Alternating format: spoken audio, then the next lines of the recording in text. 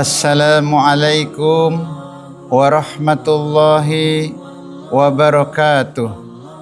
Alhamdulillahi rabbil alamin. Saudara-saudara kaum muslimin yang dirahmati oleh Allah, Rasulullah sallallahu alaihi wasallam bersabda, "Inna awwala ma yuhasabu bihil abdu yaumal qiyamah min amalihi salatuhu." Sesungguhnya amalan seorang hamba yang pertama kali dihisab oleh Allah di hari kiamat adalah salatnya. Fa in saluhat faqad aflaha. Apabila salatnya baik, salatnya sempurna, maka dia beruntung dan selamat. Fa anjaha fa in fasadat faqad khaba wa khasira. Apabila salatnya tidak baik, salatnya tidak sempurna, salatnya rusak, maka dia menjadi orang yang celaka dan menjadi orang yang rugi. Saudara-saudara kaum muslimin yang dirahmati oleh Allah, pembeda antara orang iman dengan orang yang tidak iman adalah salatnya. Bainal abdi wa bainal kufri tarkus shalah. Jadi pembeda antara orang iman dan orang yang tidak iman adalah mengerjakan sholatnya. Faman tarokaha faqad kafaro. Barang siapa yang meninggalkan sholatnya, maka hukumnya dia orang yang tidak iman atau orang yang kafir. Ibadah sholat adalah ibadah yang agung, ibadah yang utama yang harus diperhatikan. Kalau kita menengok ke belakang, bagaimana sejarah pertama kali Allah mewajibkan terhadap umatnya Nabi Muhammad untuk mewajibkan sholat, dengan cara Allah memerintahkan Nabi Muhammad untuk naik ke hadapannya, yang dinamakan Isra Mi'raj. Setelah Allah mewajibkan untuk memerintahkan sholat, Allah memerintahkan untuk mengerjakan 50 kali dalam sehari semalam. Saudara-saudara kaum muslimin, perintah yang pertama yang diwajibkan untuk umatnya Nabi Muhammad itu 50 kali untuk mengerjakan sholat sehari semalam. Kemudian setelah Allah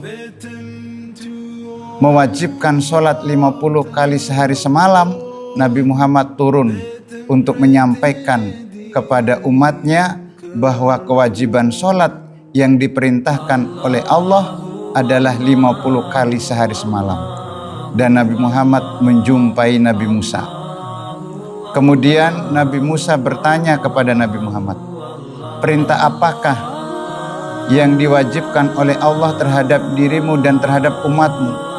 Nabi Muhammad menjawab, saya diperintah oleh Allah untuk mengerjakan sholat 50 kali dalam sehari dan semalam. Kemudian Nabi Musa memberikan arahan, mengusulkan kepada Nabi Muhammad, kembalilah kepada Allah, mintalah keringanan kepada Allah, bahwa umatmu tidak akan mampu untuk mengerjakan sholat 50 kali sehari semalam. Kemudian Nabi Muhammad naik ke hadapan Allah untuk minta keringanan. Oleh Allah diringankan hanya 5 kali. Artinya kewajiban sholat yang harus dikerjakan oleh Nabi Muhammad bersama umatnya 45 kali dalam sehari semalam. Kemudian kewajiban itu setelah dibawa turun untuk disampaikan kepada umatnya, Nabi Musa bertanya, berapa kali kewajiban yang diperintahkan oleh Allah kepada kamu dan umatmu di dalam mengerjakan sholat, dan berapa kali keringanan yang diberi keringanan oleh Allah?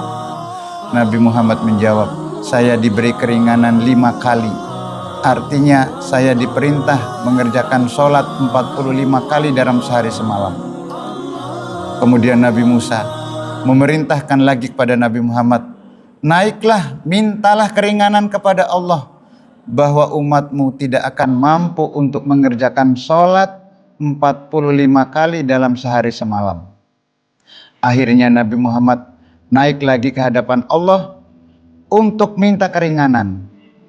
Diberi keringanan oleh Allah 5 kali. Artinya Allah mewajibkan 40 kali. Sampai berkali-kali seperti itu, sampai sisa 5 kali. Kemudian setelah itu Nabi Musa bertanya kepada Nabi Muhammad, berapa kali kewajiban yang diwajibkan oleh Allah terhadap umatmu untuk mengerjakan sholat? Setelah beberapa kali diberi keringanan, saya diberi kewajiban untuk mengerjakan 5 kali dalam sehari semalam. Kemudian Nabi Musa masih mengusulkan kepada Nabi Muhammad, mintalah keringanan kepada Tuhanmu, kepada Allah, untuk diberi keringanan, jangan 5 kali, karena 5 kali itu umatmu masih gak akan mampu. Tapi Nabi Muhammad sudah malu karena bolak-balik minta keringanan. Akhirnya sekarang kewajiban sholat itu kita diperintahkan 5 kali dalam sehari semalam. Tapi Allah memberikan wahyu kepada Nabi Muhammad 5 kali dalam sehari semalam, pahalanya sama dengan mengerjakan sholat 50 kali. Itulah sifat kasih sayangnya Allah yang diberikan kepada kita umatnya Nabi Muhammad, mengerjakan sholat 5 kali tapi diberi pahala seperti mengerjakan 50 kali. Maka saudara-saudara kaum muslimin yang dirahmati oleh Allah, kita supaya memperhatikan ibadah sholat ini dari waktunya, kehusuannya, tumakninanya, menjaga kesuciannya sehingga sholat kita diterima oleh Allah. Di zaman Nabi ada seorang rajul yang mengerjakan sholat. Kemudian setelah selesai sholat, rajul ini menghadap kepada Nabi, ulus salam kepada Nabi. Kemudian salamnya rajul dijawab oleh Nabi. Kemudian Nabi menyampaikan, menasihati kepada rajul. Rajul, apakah kamu itu mengerjakan sholat seperti itu? Iya Rasulullah. Irji fasolli fa innaka lam tusolli. Kembalilah sholat, sesungguhnya kamu belum sholat. Kemudian rajul tersebut kembali mengerjakan sholat. Setelah selesai sholat, kemudian Nabi memerintahkan lagi, rajul irji fasolli fa innaka lam tusolli. Kembalilah sholat, sesungguhnya kamu belum sholat. Sampai 3 kali rajul itu mengerjakan sholat seperti itu. Kemudian rajul bersumpah, demi Allah ya Rasulullah, saya tidak akan bisa mengerjakan sholat kecuali seperti apa yang saya kerjakan ini. Kemudian rajul meminta kepada Nabi untuk mengajari tata cara sholat yang benar. Kemudian Nabi mengajarkan sholat dengan khusyuk, tumaknina, bacaannya yang bacaan yang tartil. Seperti itulah sholat yang diajarkan oleh Nabi. Maka kita berusaha untuk mengerjakan sholat biar tidak dikatakan oleh Nabi, oleh Allah Rasul bahwa sholat kita itu tidak diterima, bahwa kita belum dikatakan sholat. Berusaha di dalam mengerjakan sholatnya, sholat yang khusyuk, tumaknina, kemudian menjaga bacaannya karena kita berbisik dengan Allah, karena kita bicara dengan Allah. Kemudian waktunya juga dijaga, jangan sampai sholat di luar waktu, karena sejelek-jeleknya orang yang mencuri adalah orang yang mencuri sholat. Dan sholat di luar waktu itu kata Nabi, firmannya Allah di dalam sabda beliau, dikatakan bahwa kita tidak akan mendapatkan bagian surga apabila kita sholat mengerjakan sholat di luar waktunya. Maka ketika kita sholat tepat waktunya, itu adalah sholat yang sebaik-baiknya atau amalan yang terbaik. Karena Abdullah bin Mas'ud pernah bertanya kepada Nabi, ya Rasulullah, apakah amalan yang paling utama?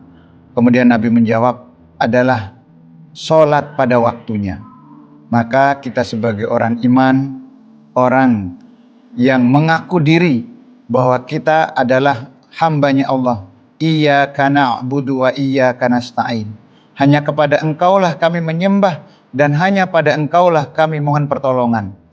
Maka sudah seharusnya kita mengutamakan sholat kita, ketika panggilan azan dikumandangkan bahwa Allah memanggil kita, maka kita segeralah meninggalkan kegiatan-kegiatan yang lain untuk mendatangi panggilan Allah untuk mengerjakan sholat. Jangan kita sepelekan dengan menunda-nunda karena kita mengutamakan keduniaan. Gitu saudara-saudara kaum muslimin yang dirahmati oleh Allah. Ini sedikit mutiara hikmah dari saya. Adapun kurang lebihnya saya mohon maaf yang sebesar-besarnya. Akhiru qouli hadza, wassalamualaikum warahmatullahi wabarakatuh.